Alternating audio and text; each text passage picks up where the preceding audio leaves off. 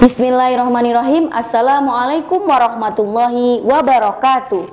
Selamat datang di tahun ajaran 2021-2022 dengan pelajaran Miss Nuis Bahasa Indonesia Teks Pidato kelas 9. Mari kita awali belajar kita dengan berdoa. Wahid Isnain Salasah. A'udzu billahi minasyaitonir rajim.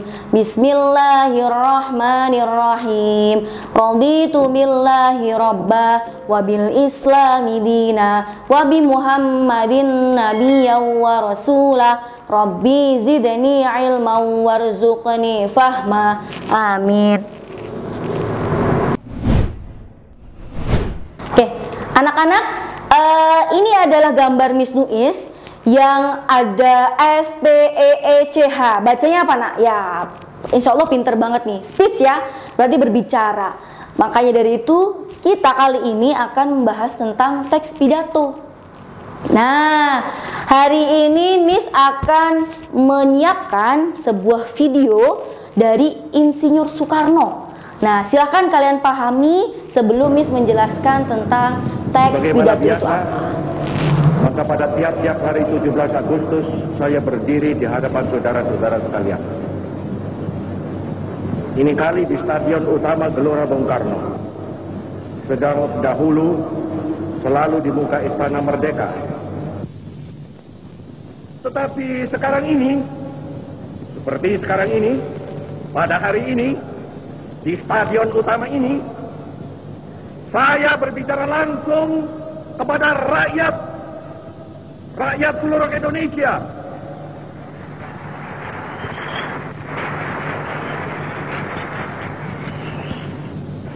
Bahkan juga langsung kepada seluruh dunia, dari timur sampai ke barat, dari utara sampai ke selatan. Saya sekarang tidak terutama sekali berbicara sebagai presiden mandataris, tidak sebagai presiden perdana menteri, tidak sebagai presiden panglima tertinggi. Saya berbicara di sini sebagai penyambung lidah rakyat Indonesia.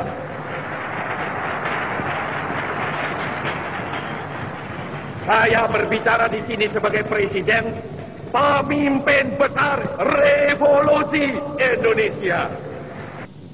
Dari Sabang sampai Merauke, 4 perkataan ini bukanlah sekadar satu rangkaian kata ilmu bumi. Dari Sabang sampai Merauke bukanlah sekadar menggambarkan satu geografis begrip. Dari Sabang sampai Merauke bukanlah sekadar satu geographical entity. Ia adalah merupakan satu kesatuan kebangsaan. Ia adalah satu national entity. Ia adalah pula satu kesatuan kenegaraan, satu state entity yang bulat kuat. Ia adalah satu kesatuan tekad, kesatuan ideologi, satu ideological entity yang amat dinamis. Ia adalah satu kesatuan cita-cita sosial yang hidup laksana api unggun, satu entity of social consciousness like a burning fire. All the social conscience of men praise for our victory. Karena itu, hei seluruh bangsa Indonesia, tetap tegakkanlah kepalamu. Jangan mundur, jangan berhenti, tetap derapkanlah kakimu di muka bumi. Jikalau ada kalanya saudara-saudara merasa bingung, jikalau ada kalanya saudara-saudara hampir berputus asa, jikalau ada kalanya saudara-saudara kurang mengerti jalannya revolusi kita, yang memang kadang-kadang seperti bahtera di lautan badai yang mengamuk ini, kembalilah kepada sumber amanat penderitaan rakyat kita yang kongruen dengan social conscience of man. Kembalilah kepada sumber itu, sebab di sanalah saudara akan menemukan kembali realnya revolusi. Tetapi alhamdulillah, Tuhan menolong. Lalu kita bangkit. Lalu kita menggeletekkan, kita punya stop kepada segala penyelewengan mental itu.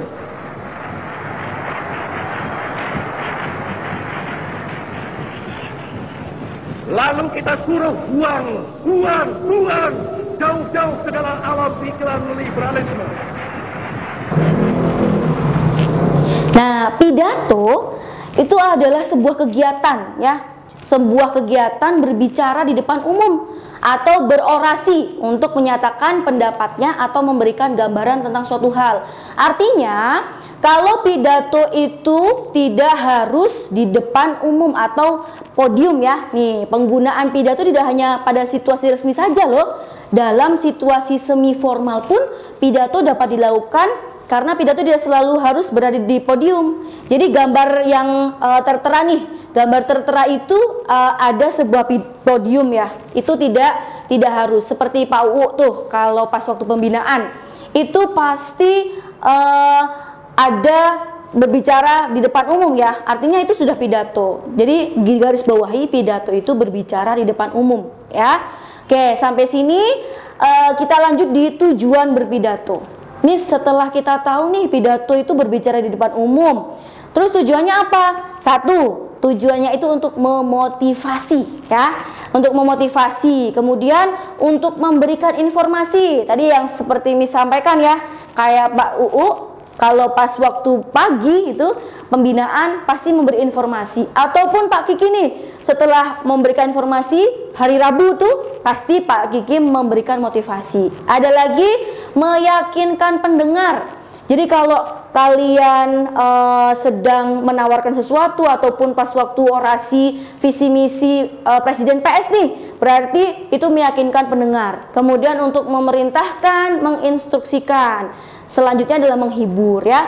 Untuk menghibur satu ini sih kayak pidato yang ada di ini nak, yang ada di sebuah komedi ya gitu ya. Jadi teman-teman harus memahami nih tujuannya apa dulu untuk bisa berpidato seperti itu ya.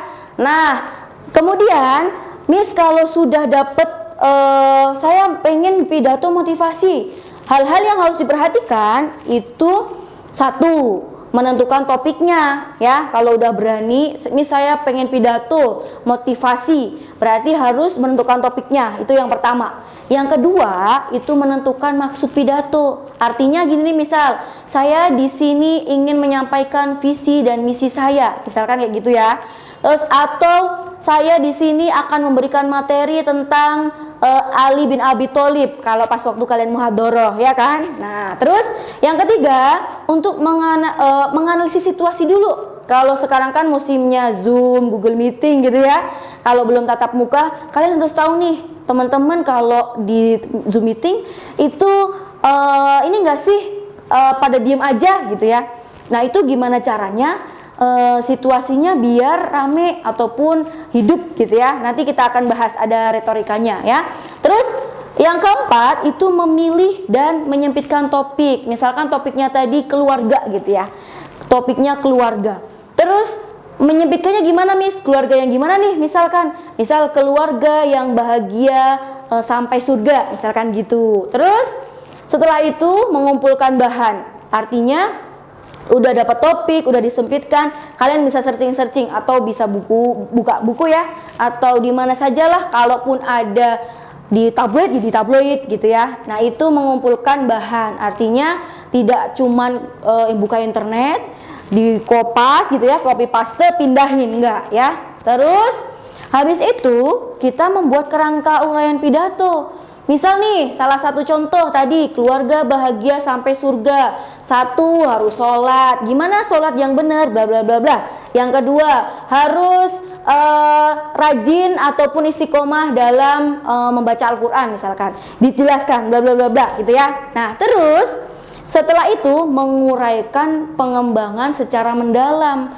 Itu sudah selesai di satu-satu diuraikan, dikembangkan. Itu menurut kalian sendiri, berarti harus ditambahi bahasa sendiri gitu ya. Yang terakhir adalah berlatih ya. Dalam berlatih pidato ini teman-teman jangan bingung. Kalian punya kaca di rumah? Punya lah ya, pastinya punya. Kalau punya kaca terus kalian berdiri gitu ya, akhirnya wah saya harus bisa nih pidato yang sesuai apa yang kita mau gitu ya. berlatih dan berlatih. Oke.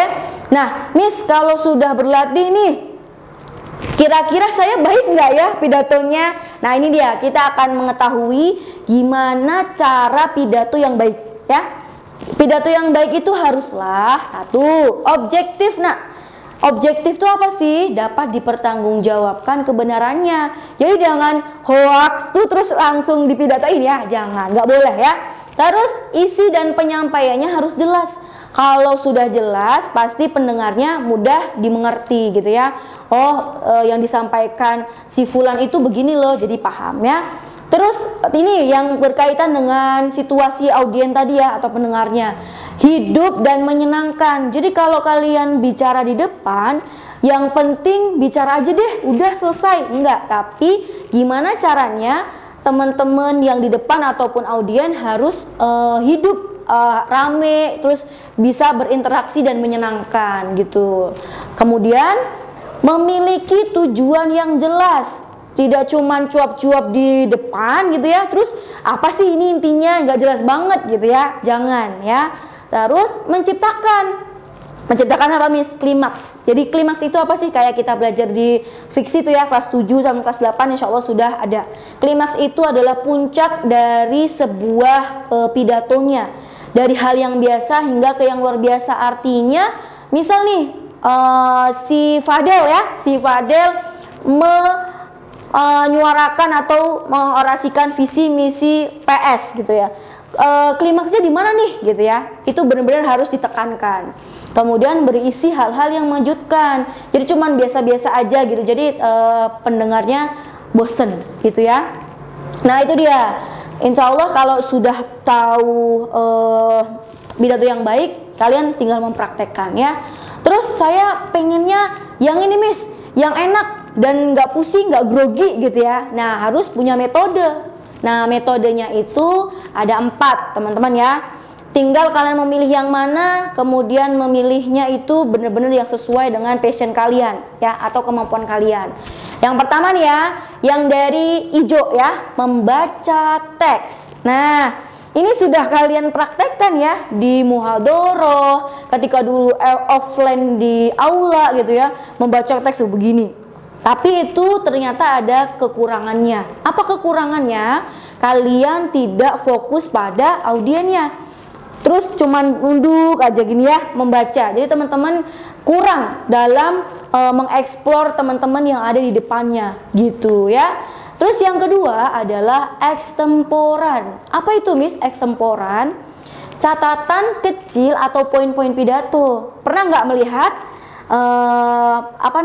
guru nih ataupun pembina upacara bawa kertasnya kecil terus digenggam kayak gini, itu namanya poin-poin. Oh nanti yang akan disampaikan A, B, C gitu, itu boleh. Jadi teman-teman harus bisa mempraktekkan itu ya. Terus yang ketiga itu menghafal. Jadi buat teks tuh dari salam sampai isi sampai penutup terus dihafalin ya. Nah ini juga ada kekurangannya teman-teman. Jadi pas waktu di depan gini, terus akhirnya lihat teman-temannya grogi ya, grogi, abis itu hilang deh hafalannya, nggak jadi pidato. Jadi ternyata metode ini ada kekurangan, ada kelebihan ya, gitu. Terus yang terakhir tentang serta-merta yang dinamakan dengan impromptu. Serta-merta gimana, Miss? Asal-asalan gitu? Enggak. Jadi misal si Fadel hari ini disuruh Pak UU ya, Pak UU, Fadel, besok kamu pidato ya tentang kemerdekaan misalkan. Nah kemerdekaan ini berarti, wah Pak kok mendadak banget, udah kamu bisa. Nah itu serta-merta, berarti langsung comot di sini ya, nggak usah harus nulis, nggak usah harus ngembang-ngembangin lagi, tinggal baca aja. Nanti yang mau saya sampaikan ini di sini. Habis itu udah deh pidato. Itu yang dinamakan impromptu gitu. Nah, metode pidato kalian bisa milih mana saja asal ada ya tadi pidato yang baik itu gimana gitu ya teman-teman ya. Oke.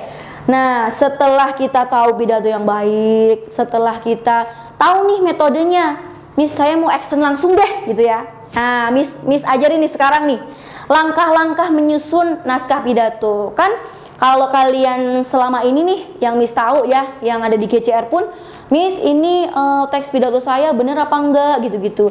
Nah ternyata itu masih banyak kesalahan ya, dari mulai kelas 7, kelas 8, kelas 9. Nah ini ada langkah-langkah menyusun naskah pidato teman-teman. Pertama adalah menentukan tema ya. Temanya tadi nih, temanya adalah keluarga gitu ya. Terus habis itu membuat kerangka pokok yang akan disampaikan. Apa nih? Tentang keluarga, tentang apa? Yang tadi nih ya. Satu, tentang keluarga yang bahagia sampai surga. Terus yang kedua, misalkan keluarga yang bisa membawa negaranya itu menjadi baik gitu ya, bisa membawa sampai ke negara lah gitu ya. Nah itu pokok-pokoknya disusun dulu, apa saja sih yang akan saya sampaikan gitu ya. Nah terus untuk mengumpulkan bahan dan materi itu gampang sekali, seperti tadi ya yang ada di materi sebelumnya tuh ada gimana cara mengumpulkan bahan atau materi. Bener-bener harus disesuaikan dengan apa yang akan kita sampaikan. Jangan sampai teman-teman milihnya keluarga yang sampai surga, tiba-tiba bahas tentang anak pertama gitu misalkan, nggak nyambung ya, tidak nyambung sama sekali. Nah setelah itu yang terakhir menyusun naskah sesuai sistematikanya. Gimana sistematikanya? Nah ini dia ya, sistematikanya ada 5. Nah 5 itu ada rinciannya. Pertama, salam pembuka. Nah, salam pembuka ini biasa ya kalau kita sebagai muslim, Assalamualaikum warahmatullahi wabarakatuh gitu-gitu ya. Tapi misal nih si Giska menjadi DPR ataupun Menteri Keuangan misalkan gitu ya. Misal Menteri Keuangan terus pidato melaporkan keuangan Indonesia. Berarti kan audiennya banyak sekali ya, ada orang Hindu, ada orang Buddha, semua agama. Jadi salah satunya gini, salam sejahtera dan sebagainya gitu. Jadi menentukan salam itu harus melihat dulu audiennya gitu ya. Terus sapaan. Nah, sapaan di pidato itu bukan hai, gitu enggak ya? Atau halo, bukan, tapi yang terhormat atau yang saya hormati gitu. Jadi mulai dari yang tertinggi, misalkan pidato tentang perpisahan sekolah, karena kalian kelas 9 ya. Jadi perpisahan kelas 9 gitu. Jadi sapaan yang pertama adalah misal di acara itu hanya unit SMP ataupun sekolah kalian SMP aja, nggak ada SD, nggak ada TK, nggak ada siapapun. Berarti yang paling tinggi adalah Bapak Kepala Sekolah gitu ya, Bapak Kepala Sekolah, kemudian manajemen, wakil kepala sekolah itu ya, terus guru, teman, kalau misal ada orang tua boleh ada orang tua. Jadi di paling tertinggi dulu ya, itu sapaan. Kemudian habis itu pendahuluan dong ya. Pendahuluannya apa Miss? Sesuai dengan yang kita lakukan setiap muhadharah tuh. Ada mukadimah dulu boleh, ataupun langsung puji syukur, sholawat Nabi ya, dan menyampaikan maksud. Jadi saya berdiri di sini untuk mewakili kelas 9 misalkan gitu ya. Itu perpisahan gitu ya misalkan. Jadi ada tujuannya. Ngapain berdiri di situ gitu. Jadi menyampaikan tujuannya. Terus yang ketiga, isi materinya. Materinya mengenai apa nih? Sesuai dengan materi yang disampaikan ya. Tadi yang sudah Miss bahas sebelumnya. Kemudian penutup. Nah, ini dia yang sering lupa ya. Simpulan dan ajakan. Jadi mungkin nanti ada simpulan-simpulan yang sebelumnya disampaikan. Terus ajakan ya. Ajakan tuh kayak mari, terus semoga gitu-gitu, itu yang namanya ajakan atau imbauan ya, buat mengajak audiennya gitu. Dan yang terakhir adalah salam penutup. Salam penutup itu jangan langsung sekian materi saya wassalam, enggak ya, tapi ada demikian, ada pendahuluan dulu lah untuk menutupnya. Nah ini dia. Yang kenapa Miss langsung kerangka pidatonya langsung penutup Miss, karena yang awal-awal insya Allah sudah paham ya, itu pun Miss analisis sudah kelas 7 kelas 8 sudah bisa. Nah yang ini nih, yang kerangka pidato yang terakhir yang Miss barusan ya. Penutup itu meliputi apa saja sih gitu ya. Pertama, kesimpulan. Kesimpulan tuh yang seperti apa sih Miss? Jadi gitu ya, pasti ada jadinya. Yang saya sampaikan berupa bla bla bla atau 1, 2, 3 atau A, B, C, D. Nah, harapan-harapannya semoga teman-teman bisa apa atau bisa ini gitu ya. Tetap harapan-harapan itu ada. Nah, ketiga ini nih yang sering sekali lupa. Permohonan maaf ya. Kalau kita berbicara di depan umum itu pasti ada belepotan ngomong atau berbicara, kemudian mungkin sikap kita yang nggak pantas gitu ya. Kita mohon maaf kepada audiennya gitu ya. Dan Miss kok ada permohonan doa restu itu yang keempat gitu ya misal. Nah itu permohonan doa restu itu kayak kita kampanye, tadi kan orasi ya. Kayak misal kampanye partai apa gitu ya, mohon doa restu gitu, bukan mau nikah ya, tapi ketika pidato ya itu. Terus terakhir pasti salam penutup itu ya. Semoga teman-teman bisa nih mempraktekkan kerangka pidato yang terakhir tadi. Itu benar-benar sering lupa di pidato manapun gitu ya. Itu. Terus terakhir nih pembahasan kita terakhir tentang praktik berpidato. Karena tadi sudah satu pengertiannya, kemudian kedua gimana cara nulisnya, kemudian gimana baiknya berpidato, sekarang praktik pidatonya atau yang dinamakan retorika dalam berpidato. Gambar di situ namanya siapa nak? Ya, yang tadi yang kalian dengarkan ya, namanya Insinyur Soekarno yang berorasi atau menggebu-gebu saat berpidato. Keren sekali ya, pahlawan kita. Jangan sudah mencontohkan berpidato gitu ya. Nah, retorikanya seperti apa, Miss? 1, memilih atau pemilihan perbendaharaan kata dengan baik. Artinya, teman-teman harus memilih kata yang tepat. Jangan sampai bahasa yang digunakan sehari-hari dimasukkan di dalam pidatonya. Nah, itu namanya tidak formal atau tidak baku ya. Terus ekspresi wajah. Jadi misal ketika semangat gitu berarti mukanya harus semangat, bukan semangat. Jangan ya, itu namanya tidak sesuai ekspresi wajah atau yang kita bicarakan tidak sesuai dengan wajah kita. Kemudian mengatur ritme. Nah, dan dinamika berbicara. Ada pelannya, ada benar-benar menggebu-gebu gitu, artinya tidak ada jeda gitu ya, gitu. Artinya semua kata-kata kita harus benar-benar diatur ya. Terus yang keempat adalah kontak mata. Jadi teman-teman tadi kalau misal lagi baca teks gini ya, itu kan matanya di teks. Tapi kalau di depan ada teman-teman gitu ya, itu audien harus ditatap ya, ditatap pede aja gitu ya. Ada tipsnya nih kalau kontak mata Miss biar nggak grogi, natapnya jangan langsung ke matanya, tapi ke atas ubun-ubunnya. Gitu aja, nanti insya Allah tidak grogi gitu ya, atau tidak nervous gitu. Terus menarik bagi pendengar, itu tadi yang pidato yang baik ya, itu berkaitan. Artinya teman-teman harus benar-benar membuat audienya itu terkesan, kemudian kalian didengarkan gitu ya. Kalau udah ribut, ayo semuanya coba baca atau coba sebutkan atau gimana. Jadi teman-teman harus benar-benar menguasai ya. Terus yang selanjutnya adalah kecakapan dalam sikap. Artinya kalau pas waktu berdiri ya berdiri aja gitu ya. Berdiri aja, kemudian jangan meleot situ, meleot sini gitu ya. Jangan. Jadi harus benar-benar sikapnya harus bagus. Yang terakhir adalah menyusun kalimat dengan baik. Sama ya. Dari perbendaharaan kata akhirnya tersusunlah kalimat yang baik. Itu isinya Miss ya.